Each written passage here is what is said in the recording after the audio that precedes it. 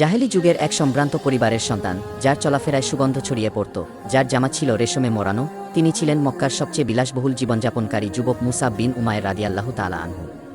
একদিন তিনি শুনলেন নবীজি সাল্লাল্লাহু আলাইহি ওয়াসাল্লামের মুখে তাওহীদের আহ্বান। তিনি সাথে সাথে ইসলাম গ্রহণ করেন। ইসলাম কবুল করার পর পরিবার, ধনসম্পদ সবকিছুই ত্যাগ করতে হয়। তার মা বলেন, তুমি যদি মুহাম্মদ সাল্লাল্লাহু আলাইহি ওয়াসাল্লামকে অনুসরণ করো, আমি তোমার খরচ বন্ধ করে দেব। তিনি বললেন, আমি কখনো রাসূল সাল্লাল্লাহু আলাইহি ওয়াসাল্লামের দিন ছাড়ব না।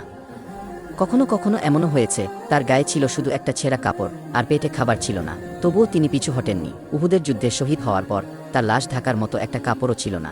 রাসূল সাল্লাল্লাহু আলাইহি ওয়াসাল্লাম বলেন, আমরা যখন মুসাবকে শহীদ হিসেবে পেলাম, তার কাফন ছিল এতটাই ছোট যে মাথা ঢাকলে পা বেরিয়ে যেত, আর পা ঢাকলে মাথা বের হয়ে যেত। সহিহ বুখারী 1278। প্রিয় দিনী ভাই ও বোনেরা, আমাদেরও উচিত দুনিয়ার মোহ ছেড়ে নিজেকে ইসলামের পথে উৎসর্গ করা। দেখা হবে নতুন ভিডিওতে। আল্লাহ হাফেজ।